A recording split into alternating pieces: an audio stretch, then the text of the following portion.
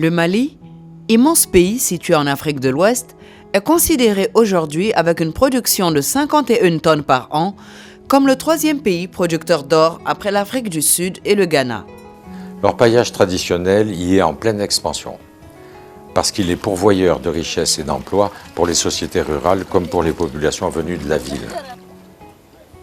Jeunes diplômés sans emploi, commerçants et boutiquiers, agriculteurs, éleveurs se croisent et se côtoient sur les sites miniers du pays. L'orpaillage traditionnel concerne toutes les couches de la population malienne, hommes, femmes, les jeunes comme les enfants. Cette activité, dont les techniques manuelles remontent à la nuit des temps,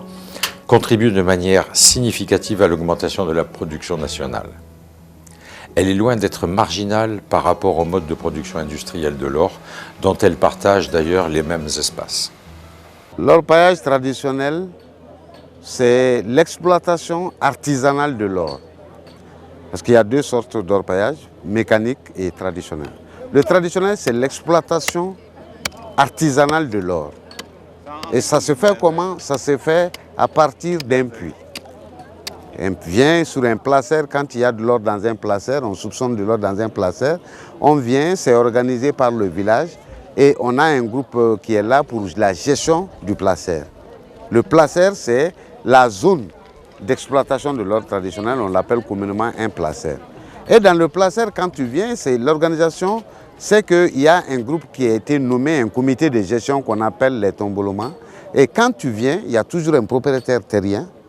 Tu viens, tu demandes un puits, ils te disent le prix que tu dois payer, tu le payes et on te donne, tu choisis toi-même ta place. Et là, tu commences à creuser.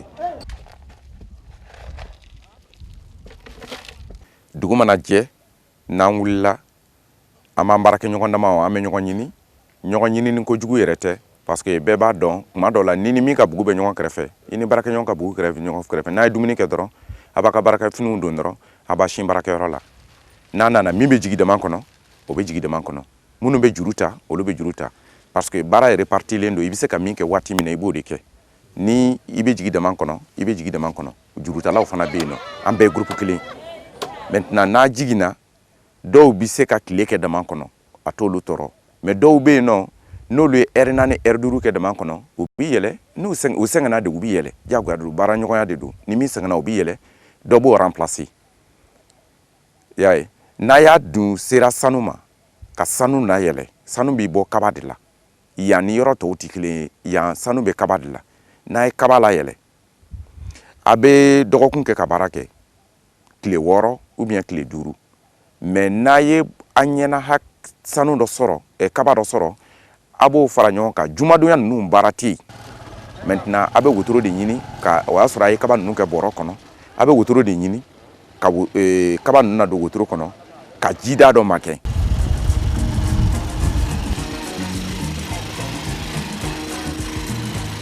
parce que kaba bɛ koko 2 de kɛ kaba koko fɔlɔ o ye ka bɔgɔba bɔ a la ye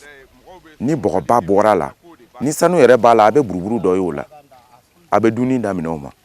maintenant n'a ye kaba ninnu ko kaba kunba min bɛ yen sanu b'o la a b'o de yɛrɛkɛ tile la ni o jara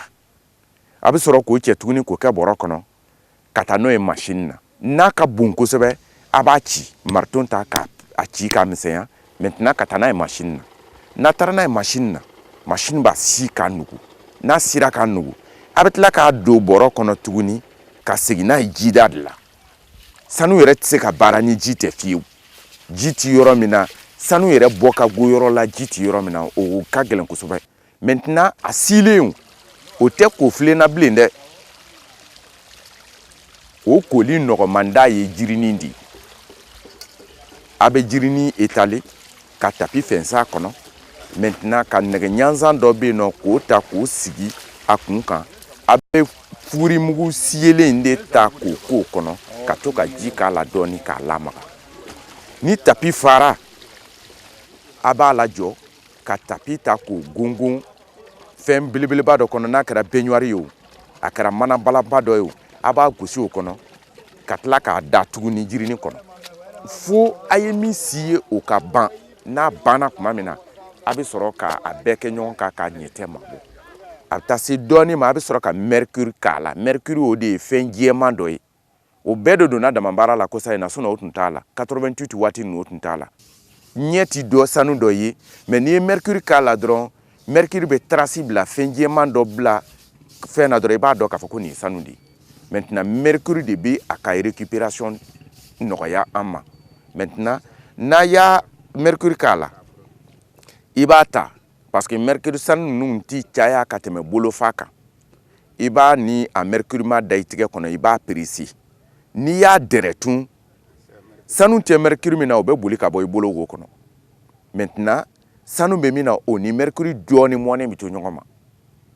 maintenant i b'o de ta k'o da nɛgɛ dɔ kan nɛgɛmafɛn dɔ kan gazini dɔ de bɛ yen u bɛ tache o la maintenant k'o jɔ a la o b'a fiyɛ k'a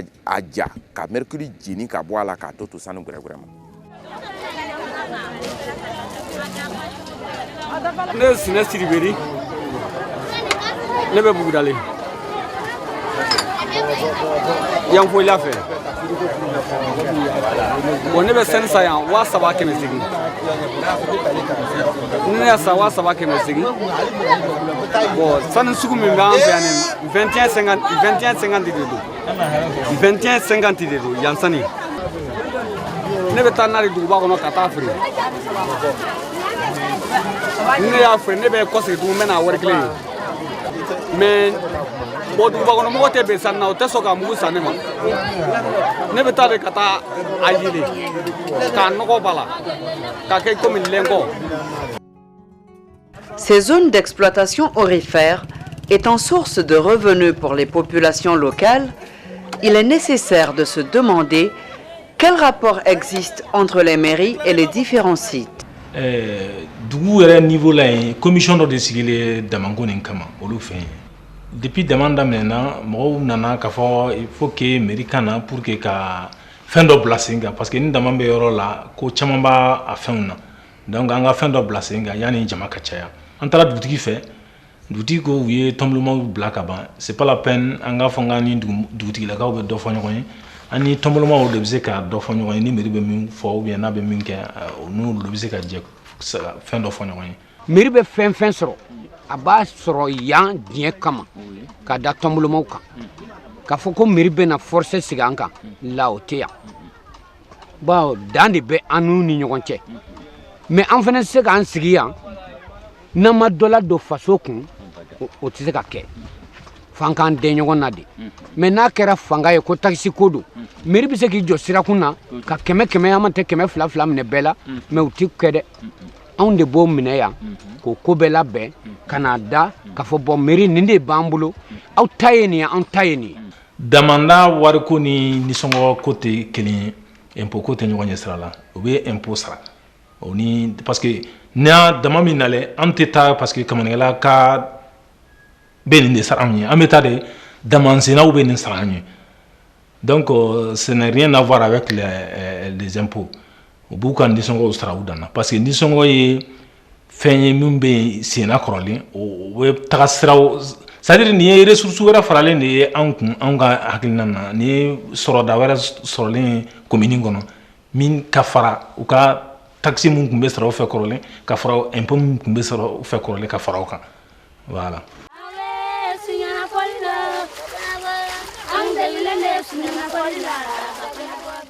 Bon muso ta jɔyɔrɔ ye min ye Damanko la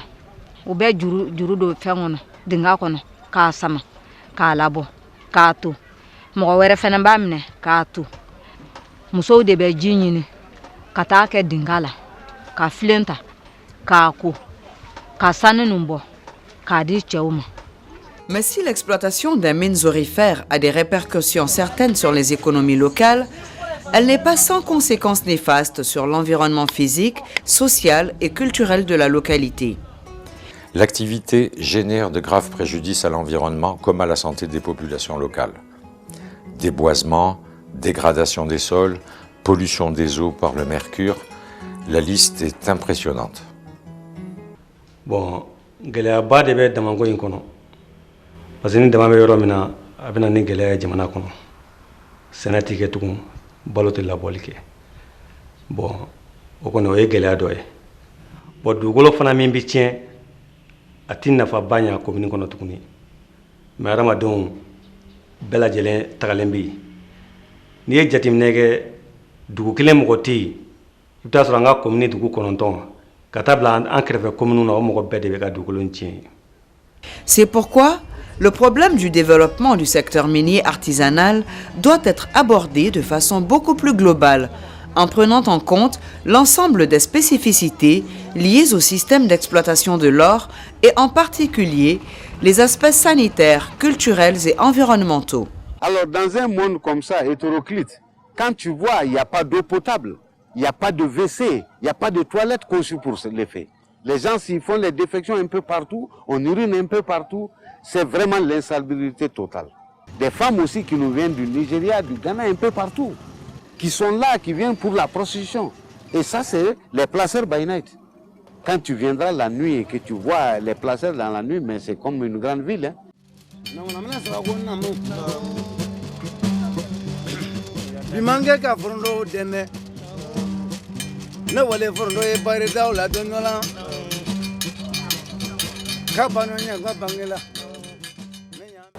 Les placers, comme les sites miniers, offrent des opportunités réelles de succès pour tout projet sérieux concernant l'alphabétisation, l'éducation ou la formation professionnelle des jeunes. Peut-on considérer l'orpaillage artisanal comme un métier réel?